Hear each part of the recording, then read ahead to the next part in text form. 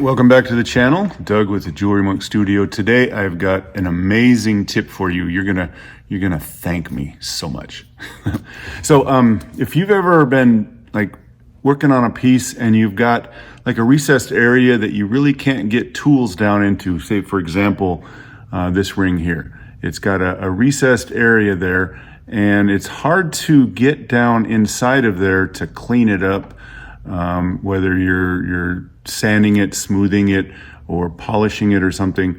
There's not a lot of tools that can get down in there. They've got some small rubber wheels and things that you can get down in there, but if you're sitting at the bench and you don't have access to those tools and you don't want to wait for a few days to order something in, I'm going to show you a quick remedy for that. So what I do is, hopefully you use some of these. These are called end brushes. I don't know if you can see that very good, but it's just, all it is it's a 3/32 shank fits into your Fordham, and it's a brush. You know, it's kind of not necessarily a medium. It's kind of a medium to stiff brush, but I use these for like getting down into areas like that and polishing, and they work really well. I've got some of these that are softer that will be finishing. I'll use something like this for like a pre-polish. I'll use either some bobbing compound or some gray star, something that's a little bit more aggressive, that'll get down in there and just kind of take out the scratches and kind of smooth things out so you can get ready to polish. Sometimes I'll even use what machinists use. It's called valve grinding compound, and it's kind of in a paste, and you can put it on there, and it's real aggressive. It'll take off some stuff. See if I got some around here.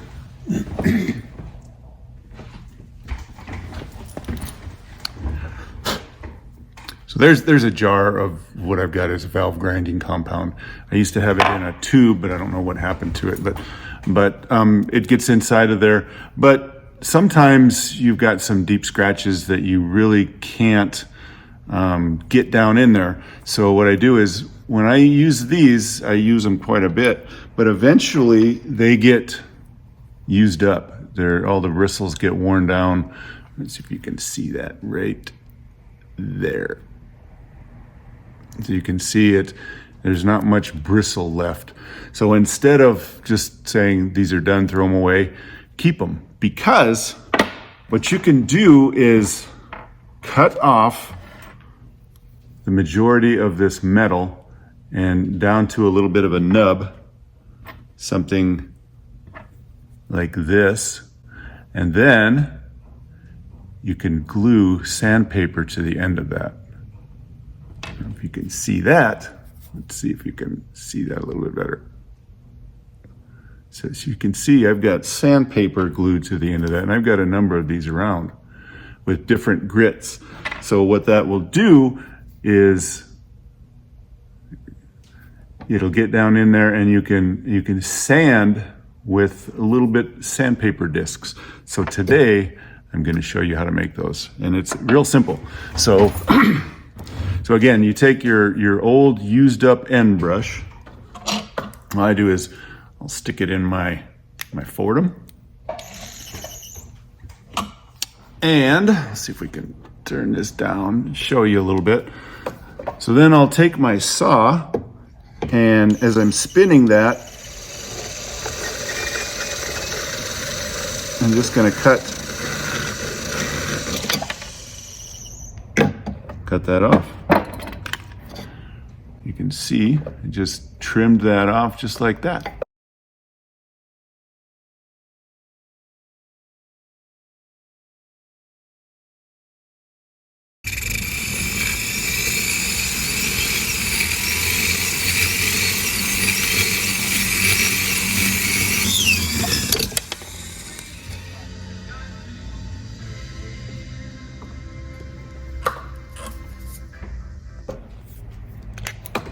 So there's the little piece. Now this, I don't have any use for that. I haven't found any uses for that, so I'll throw that away.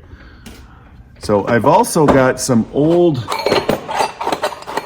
hand files that I don't use anymore. Eventually they get used up where I don't use them in working, but I keep them around for grinding on metal and stuff like that. So what I'm going to do is just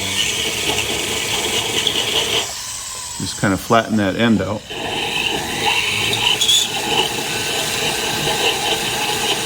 And a lot of these end brushes are made out of brass, and then they're just plated.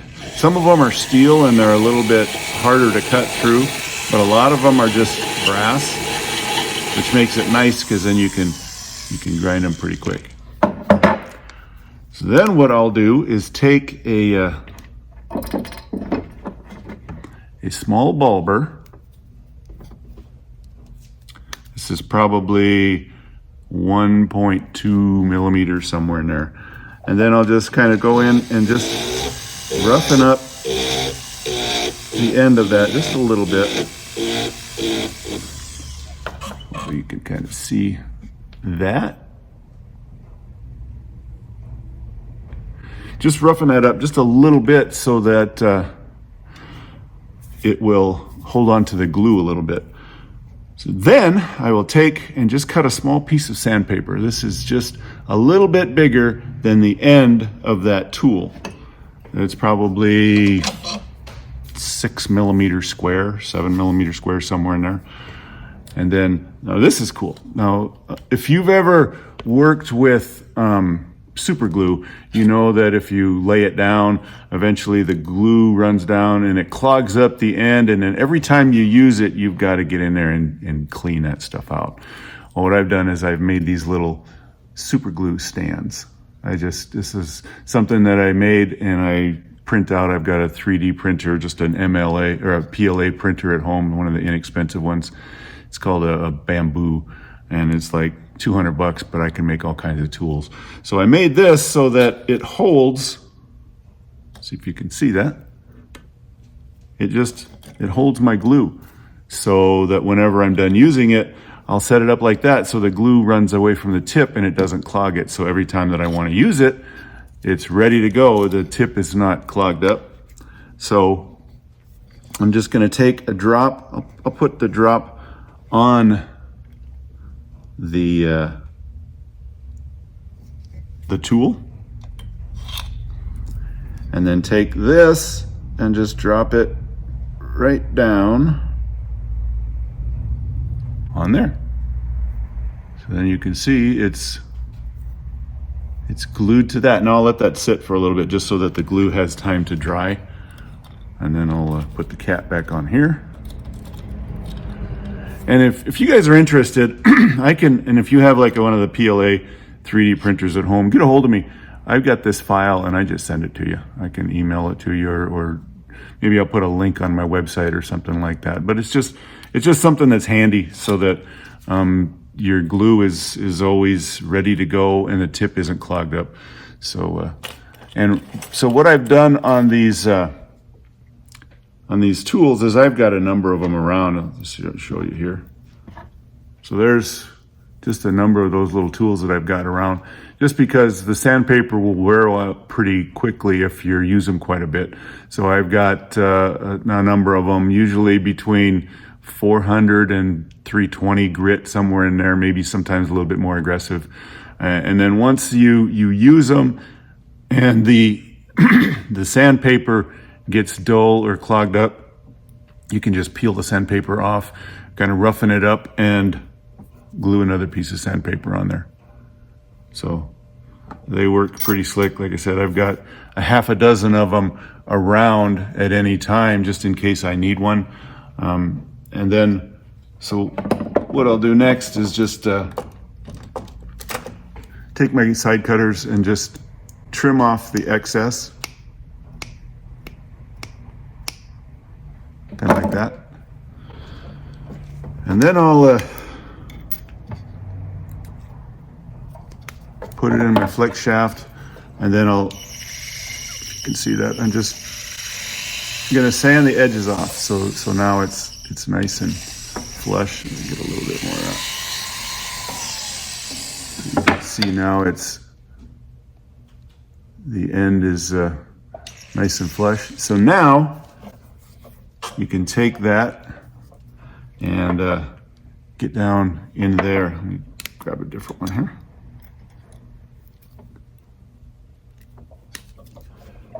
So yeah, so then you can take those and get down in there and just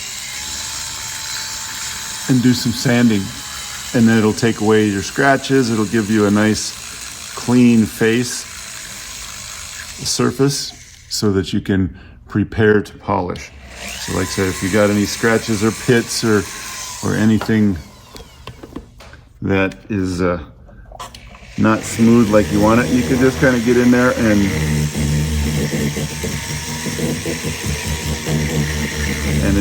it's just a nice way that you can kind of get in there to clean out those areas that you really can't get into with normal tools. So there's your tip of the day. Well, I don't know what you call those, end sanders, I guess. But yeah, they're easy to make, and you make them out of things that normally you would throw away. I always keep all my burrs and things that get worn out. I've got a bucket that I throw them in because from time to time I need something that's made out of steel, and they work good. So I've got a number of them that I'll put in my little pin vise. It's like this one here is the tool that I've made, and they just fit in your pin vise, and you can work with them. So keep those old burrs, instead of tossing them, just keep them around.